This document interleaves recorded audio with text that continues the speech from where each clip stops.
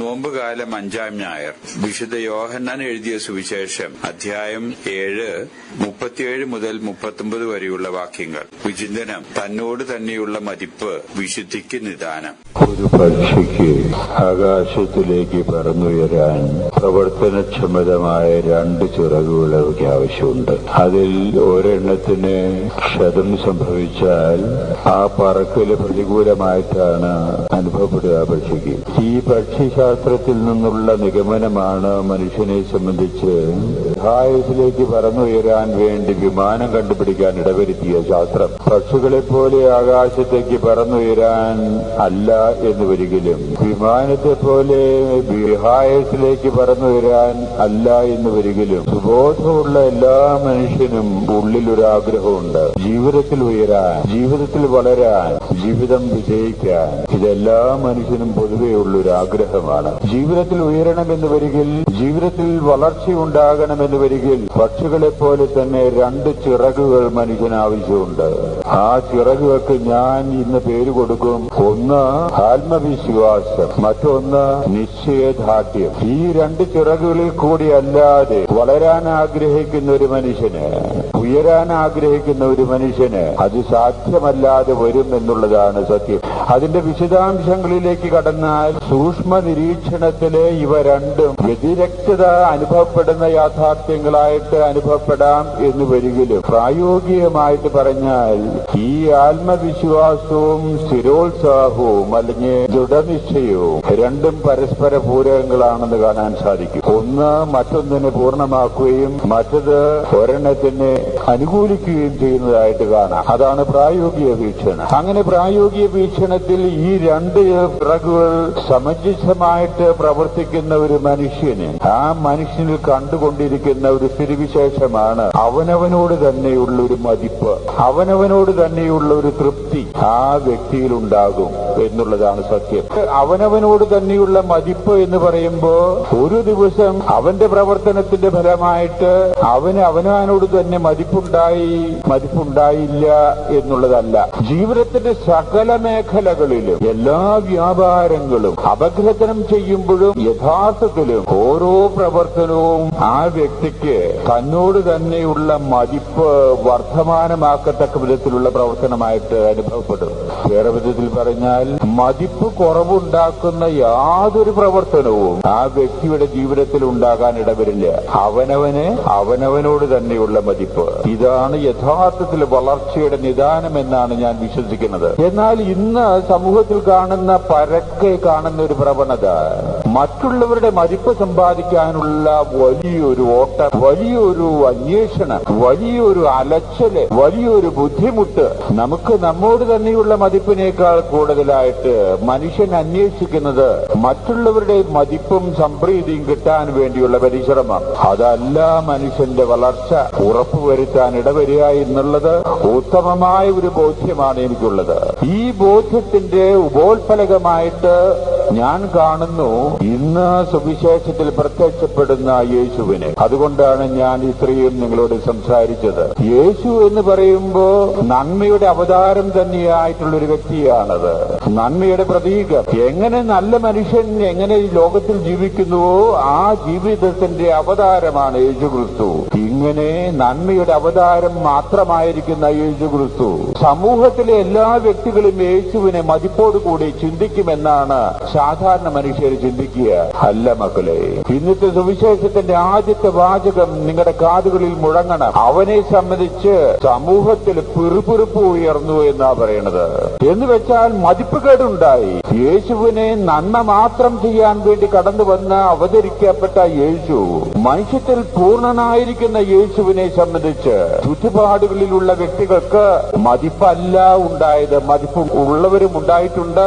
പക്ഷേ ഇന്നത്തെ സുവിശേഷം സാക്ഷ്യപ്പെടുത്തുന്നു ചുറ്റുപാടിലുള്ള സമൂഹത്തിലുള്ള വ്യക്തികള് യേശുവിനെ സംബന്ധിച്ച് യേശുവിനെ കുറിച്ച് പിറുപിറുത്തു എന്നാണ് ഇന്ന് നാം വായിച്ച സുവിശേഷത്തിന്റെ ആദ്യത്തെ വാചകം. ഈ പിറുപിറുപ്പ് മതിപ്പിന്റെ അടിസ്ഥാനത്തിലാണോ, സംതൃപ്തിയുടെ അടിസ്ഥാനത്തിലാണോ? ഒരിക്കലുമല്ല. മതിപ്പുകേട് അടിസ്ഥാനത്തിലാകണം. സമൂഹത്തിൽ യേശുവിനോട് മതിപ്പുകേട് ഉണ്ടായി. എന്നിട്ട് ഈ പിറുപിറുത്തു എന്ന് മനസ്സിലാക്കിയപ്പോ ആ സമൂഹത്തിലുള്ള ഉന്നതസ്ഥാനീയരായിട്ടുള്ള മനുഷ്യര്, ഫരീസയരുടെ ഉന്നതമായിട്ടുള്ള വ്യക്തികള്, പുരോഹിത ശ്രേഷ്ഠന്മാര്, മുന്തിയ ഫരീസയര് ഉടനെ തന്നെ സേവകന്മാരെ വിടുകയാണ്. യേശുവിനെ ബന്ധിക്കാൻ സാധിക്കുമെങ്കിൽ വധിക്കാൻ. ഇത് മതിപ്പാണോ? ഒരിക്കലുമല്ല. യേശു സമൂഹത്തിന്റെ മതിപ്പിന് വേണ്ടിയാണ് ജീവിച്ചത് എന്ന് വരികിൽ സമൂഹത്തിന് മതിപ്പുകേടാണ് യേശുവിനോട് ഉണ്ടാകുക എന്ന് പറഞ്ഞാൽ അത് അനുഭവിക്കുമ്പോ യേശുവിനുണ്ടാകുന്ന വികാരം എന്തായിരിക്കും? നിരാശ. സാധിക്കുമെങ്കിൽ തൂങ്ങി മരണം. അങ്ങനെയുള്ളൊരു യേശുവിനെ അല്ല സുവിശേഷത്തിൽ കാണുന്നത്. സമൂഹം മതിപ്പുകേട് കാണിക്കുന്നു എന്ന് കാണുമ്പോഴും താൻ ജനിച്ചു വളർന്ന സമൂഹത്തിന്റെ ഉന്നത സ്ഥാനീയരെ, അധികാരികള് തന്നെ ബന്ധിക്കാൻ വേണ്ടി സേവകന്മാരെ അയക്കുകയാണ് എന്ന് മനസ്സിലാക്കുമ്പോഴും യേശു പ്രകോപിതനല്ല, ക്ഷോഭിതനല്ല. തുടർന്നുള്ള വാചകം ശ്രദ്ധിക്കുക. ഞാൻ ഏതാനും സമയത്തേക്ക് നിങ്ങളുടെ കൂടെ ഉണ്ടാകും, അത് കഴിഞ്ഞാൽ ഞാൻ എന്നെ അയച്ചവന്റെ അടുത്തേക്ക് ഞാൻ പോകും. എത്രയോ സ്ഥിതപ്രജ്ഞ നേടിയ മനുഷ്യൻ, എത്രയോ ശക്തമായിട്ടുള്ള നിലപാട് എന്തുണ്ടാകും സാധാരണ മനുഷ്യരെ സംബന്ധിച്ച്? ഞാൻ ഒരു വ്യക്തിയെ വളരെ അകമിഴഞ്ഞ് സഹായിച്ചു എന്ന് വിചാരിക്കേ, വളരെ ആത്മാർത്ഥത എന്ന് പറയാവുന്ന രീതിയിൽ സഹായിച്ചു, എല്ലാ തരത്തിലും സഹായിച്ചു. എന്റെ ഉള്ളിലുണ്ടാകുക എന്നോട് ഒരു മതിപ്പ് ആ വ്യക്തിക്ക് ഉണ്ടാകും. ആ വ്യക്തി ഇന്ന് എത്തിയിരിക്കുന്ന ആ സ്ഥിതിവിശേഷം എന്റെ സഹായത്തോടു കൂടിയാണ് എന്നുള്ളത് സത്യമാണ്. അതുകൊണ്ട് അവസരം വരുമ്പോ ആ മതിപ്പ് എന്നോട് ആ വ്യക്തി പുലർത്തും എന്നുള്ളതാണ് സാധാരണ മനുഷ്യന്റെ ഉള്ളിലുള്ള ഇരിപ്പ്. എന്നാൽ സത്യത്തിലെ ഉണ്ടായത് ഈ വ്യക്തിയുടെ എന്റെ അസാന്നിധ്യത്തില് എന്നോടുള്ള മതിപ്പിന് പകരം എന്നെ അവഹേളിക്കാനും എന്നെ അധിക്ഷേപിക്കാനും എന്നെ നിരുത്സാഹപ്പെടുത്താനും എന്റെ കുറ്റങ്ങൾ പറയാനും മാത്രമേ ആ വ്യക്തി തയ്യാറായിട്ടുള്ളൂ എന്ന് ഞാൻ അറിയാനിടവരുന്നു. എന്താ എന്നിലുണ്ടാകുക?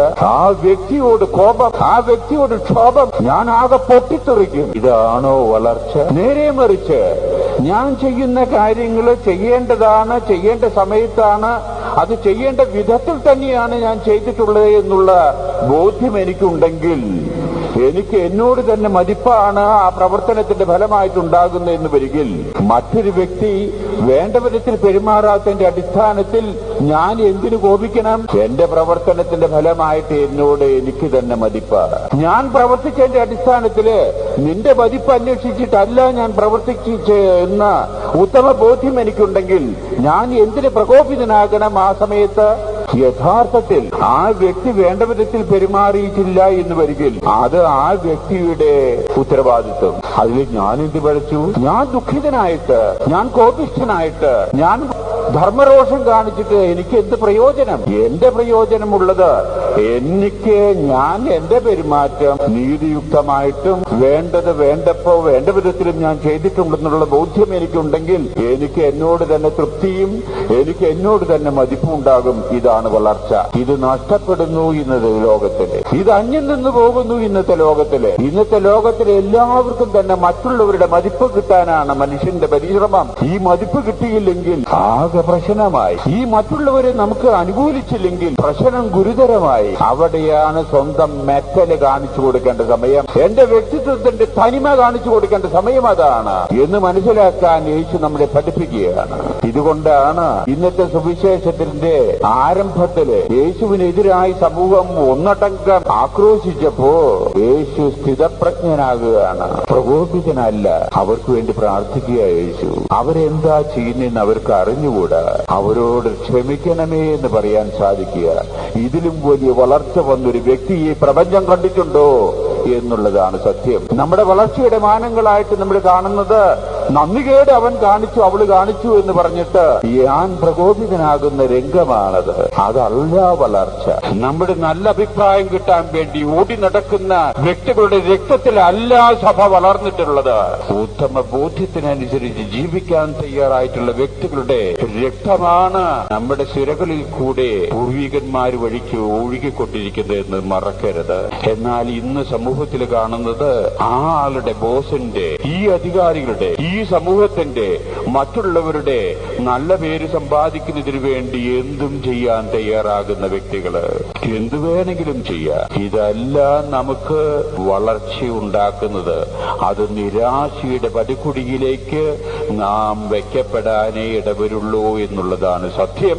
യഥാർത്ഥത്തിലുള്ള വളർച്ച ആഗ്രഹിക്കുന്ന മനുഷ്യർക്ക് ചെറുതും വലുതുമായിട്ടുള്ള കാര്യങ്ങളില് നമ്മുടേതായിട്ടുള്ള ഉത്തമ ബോധ്യങ്ങൾക്കനുസരിച്ച്, നമ്മുടേതായിട്ടുള്ള മനസാക്ഷിയുടെ, നിർമ്മലമായ മനസാക്ഷിയുടെ ബോധ്യങ്ങൾക്കനുസരിച്ച് ജീവിക്കാനുള്ള തയ്യാറെടുപ്പ്, അതിനാര് തന്നെ എതിർത്താലും ആര് തന്നെ വിമർശിച്ചാലും എനിക്ക് ആത്യന്തികമായിട്ടുള്ള മതിപ്പ് എന്നോട് തന്നെയുണ്ട് എന്നുള്ള സത്യം ഞാൻ മനസ്സിലാക്കിയിട്ട് ജീവിക്കുന്നത്, അതാണ് വളർച്ച എന്ന് മനസ്സിലാക്കാൻ സാധിക്കണം. ദൈവത്തിൻ്റെതായിട്ടുള്ള ആ ചിന്തയുടെ, മൂല്യങ്ങളുടെ ചെറിയ സമാഹാരമാണ് വ്യക്തികളിൽ നിക്ഷേപിച്ചിരിക്കുന്ന മനസാക്ഷി എന്ന് പറയുന്നത്. ഈ മനസാക്ഷി മാപ്പുസാക്ഷിയാക്കരുത്. മനസാക്ഷിക്ക് ഒരു പ്രത്യേകതയുണ്ട്. സാധാരണ രീതിയിൽ ഉരുക്കിന്റെ നിർമ്മിതമായിട്ടുള്ള സാധനങ്ങള് എന്തുമാത്രം ഉപയോഗിക്കുന്നുവോ അതിനനുസരിച്ചാണ് അതിന്റെ മൂർച്ച കൂടി വരിക. ഞാൻ ഏതാനും വർഷങ്ങൾക്ക് മുമ്പ് അമേരിക്കയിൽ പഠിക്കാൻ ഇടവരുന്ന അവസരത്തില് പഠനം കഴിഞ്ഞ് തിരിച്ചു വരുമ്പോ എന്റെ മനസ്സിൽ അന്ന് പല ചിന്തകളുണ്ടായിരുന്നു. എന്റെ കൂട്ടത്തില് ഞാൻ ഒരു ചെറിയ കട്ടിംഗ് മെഷീനും കൂടിയിട്ട് കരുതിയിരുന്നു. ആ കട്ടിംഗ് മെഷീൻ ഇന്നും ഉണ്ട് ആശുപത്രിയില്. ചെറുതാണത്. അതിന്റെ വിശേഷം എന്താണെന്നറിയോ? അത് എന്തുമാത്രം ഉപയോഗിക്കുന്നോ, ഇപ്പൊ ഒരു 26 കൊല്ലെങ്കിലും ഉപയോഗിച്ചു കാണും. എന്തുമാത്രം ഉപയോഗിക്കും തോറും അതിന്റെ മൂർച്ച കൂടി കൂടി വരിക. അതാണ് ആ മെഷീന്റെ വിശേഷം. ഉപയോഗിക്കും തോറും മൂർച്ച കുറയല്ല, കൂടി കൂടി വരിക. അതാണ് ആ സാധനം. അത് നല്ല ടെമ്പറുള്ള ഉരുക്കാണ്. ഈ മനസാക്ഷിക്ക് ഇങ്ങനൊരു രീതിയുണ്ട്. എന്തുമാത്രം നമ്മൾ അത് ഉപകരിപ്പിക്കുന്നുവോ, അതിന്റെ സ്വരം നമ്മൾ മനസ്സിലാക്കിയിട്ട് ജീവിക്കുന്നുവോ, അത്ര കണ്ട് അത് തീഷ്ണമായിട്ട്, അത്ര കണ്ട് അത് യഥാർത്ഥത്തിൽ ചടുലമായിട്ട്, അത്ര കണ്ട് അത് ജീവദത്തമായിട്ട്, അത്ര കണ്ട് അത് നൈർമല്യമുള്ളതായിട്ട്, ഷാർപ്പനായിട്ട് തീരുന്നതായിട്ട് കാണാം. എന്നാൽ അതിന്റെ സ്വരം നമ്മൾ ശ്രദ്ധിക്കാൻ ഇടവരുന്നില്ല. അങ്ങനെ ഒരുപാട് നാൾ അങ്ങോട്ട് കഴിഞ്ഞുകൂടി എന്ന് വരികിൽ നമ്മുടെ മനസാക്ഷിയെ നമ്മൾ അത് മൂടിക്കെടുത്തുന്നതിന് തുല്യമായി മനസാക്ഷിയുടെ സ്വരം തപ്പിയ പോലും കാണാത്ത സ്ഥിതിവിശേഷം. അത് അധപ്പതനത്തിന്റെ വലിയ ആഴങ്ങളാണ്. നമ്മളെ നീതീകരിക്കാനോ നീതീകരിക്കാതിരിക്കാനോ നമ്മളിൽ ദൈവം വച്ചിരിക്കുന്ന മനസാക്ഷിയുടെ സ്വരം കെടുത്തിക്കളയാനുള്ള പരിശ്രമമാണെങ്കിൽ ആ മനുഷ്യന്റെ ആ ശവക്കുഴി അവൻ തന്നെ തോടിക്കണ്ടു. അവൻ എന്ന് പറയുന്നത് അവളു. എന്നാൽ നേരെ മറിച്ച് ആ മനസാക്ഷിയെ പ്രവർത്തന നിരതമാക്കുന്ന ഒരു ജീവിത ശൈലിയാണ് നമ്മുടെ അനുദിനം പരിപോഷിപ്പിച്ചു കൊണ്ടിരിക്കുന്നത് എന്ന് വരികിൽ ഓരോ സമയത്തും എന്താണ് ചെയ്യേണ്ടത്, എന്ത് ചെയ്യരുത് എന്ന് നമ്മളെ ബോധ്യപ്പെടുത്തിക്കൊണ്ടിരിക്കുന്ന നമ്മുടെ ഉള്ളിലുള്ള മനസാക്ഷി, നിർമ്മലമായ മനസാക്ഷി കാത്തു സൂക്ഷിക്കാൻ വേണ്ടിയുള്ള പ്രാർത്ഥനയാണ് ഇന്നത്തെ കുർബാനയുടെ ആദ്യത്തെ ഭാഗത്ത്, സങ്കീർത്തന ഭാഗത്തിൽ നമ്മൾ ചൊല്ലിയത് എന്ന് നമ്മൾ മറക്കല്ലേ. നിർമ്മലമായൊരു മനസാക്ഷി എന്നിൽ സംജാതമാക്കണമേ എന്നാണ് നമ്മൾ പ്രാർത്ഥിച്ചത്. ഇത് വലിയൊരു അനുഗ്രഹമാണ്. ഇത് വലിയൊരു സിദ്ധിയാണ്. ഇതാണ് മനുഷ്യന്റെ കഴിവ്. ഈ കഴിവാണ് മനുഷ്യനെ വളർത്തുക എന്നുള്ളത് മനസ്സിലാക്കാൻ ഇന്നത്തെ സുവിശേഷം നമ്മളെ പ്രാപ്തരാക്കട്ടെ.